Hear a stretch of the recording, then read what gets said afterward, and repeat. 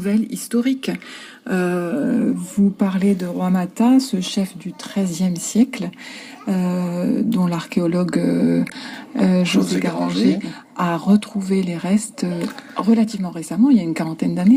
Il a mis à jour surtout la sépulture collective de Roi Mata, hein, qui est la plus grande sépulture collective de Mélanésie, et avec tout ce qu'il y a autour comme légende, puisque cette sépulture mise à jour a prouvé que Roi Mata avait bien été enterré avec ses sujets vivants.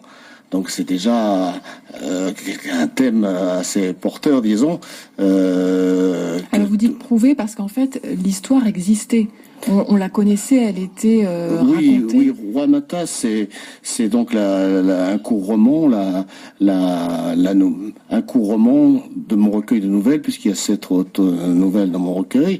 Et Roi Mata, j'avais très envie d'en parler parce que je connais bien le Vanuatu, mais pas d'une manière scientifique, parce que c'est quelque chose de pas très bien connu et qui fait suite à d'autres légendes, parce qu'il faut rappeler un peu le contexte.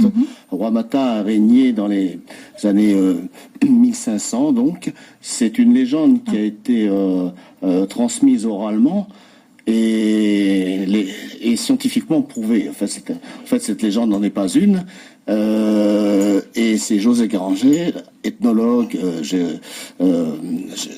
et chercheur, qui a donc mis à jour la sépulture. Mais bien avant, ce qui est intéressant, c'est que Roi Mata a régné au nord de Vaté pour les Français, et Faté jusqu'à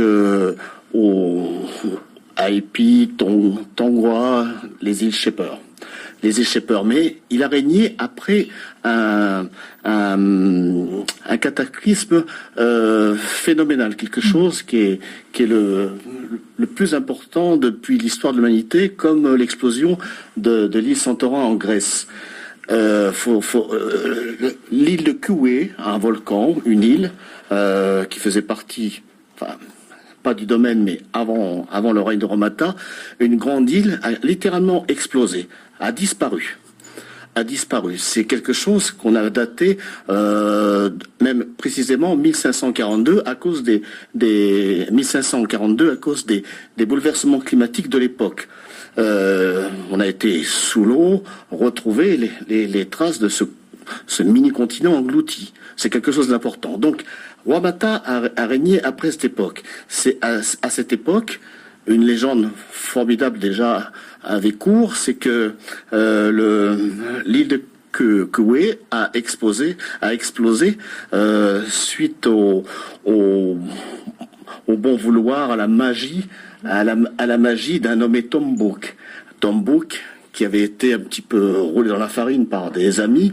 On l'avait fait coucher avec sa mère, qui était une femme de mœurs légères. Donc c'était une histoire, c'est un Oedipe mélanésien. Donc cette légende qui avait été recueillie par Jean Guillard, qui justement signe un article aujourd'hui dans les nouvelles, donc raconter la disparition de cette terre, de cette région. Roi Mata règne après cette époque. C'est quelqu'un que j'avais vraiment très envie de parler, parce qu'en plus Roi Mata était d'origine polynésienne. Donc il a régné où les gens recherchaient leur terre, puisque ça avait disparu, ça était englouti. Donc il y avait des bagarres, il y avait du cannibalisme, il y avait des guerres.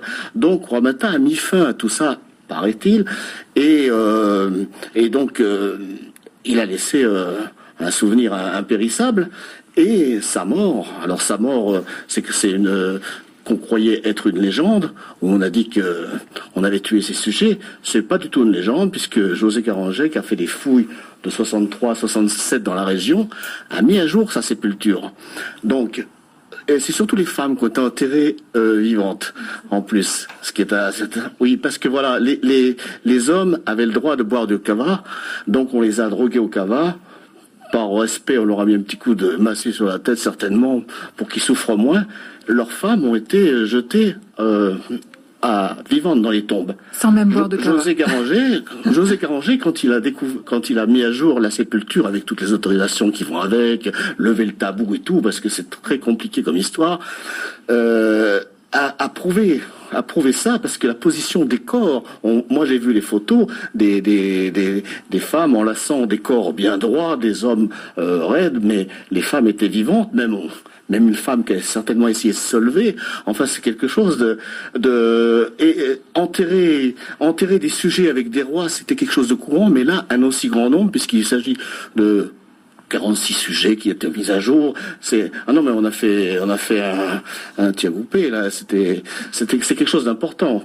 Et donc, ça fait partie des légendes, et des histoires qui sont pas très connues, mais que je n'ai pas voulu simplement parler du côté sensationnel de ces morts enterrés vivants, parce que j'en parle avec humour, puisque je fais une sorte d'enquête. Je connaissais l'histoire depuis longtemps, mais il y a tellement d'ouvrages d'ethnologues sortis sur le sujet, je n'ai pas voulu faire une vulgarisation de ces ouvrages-là, donc je l'ai écrit à ma manière, c'est-à-dire j'aime bien mettre de l'humour, parce que moi j'ai carrément été discuté avec Roi Mata, dans le livre, pour ceux qui liront l'histoire.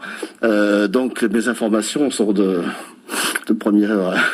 Voilà, directement à la source, si je puis dire. Alors c'est un espèce de... C'est un récit familial, oui, c'est une histoire fabuleuse. C'est une histoire fabuleuse, une histoire familiale parce que je me mets en scène lors d'un séjour au Vanuatu pour cette fameuse rencontre avec Roi Mata. Donc je vous renvoie au livre. Et pas assez épais, disons, pour faire un roman. Et j'avais également d'autres nouvelles qui traînaient pas dans des tiroirs puisqu'elles sont récentes, dont 2 qui ont été primées en 2011 que j'avais très envie de partager.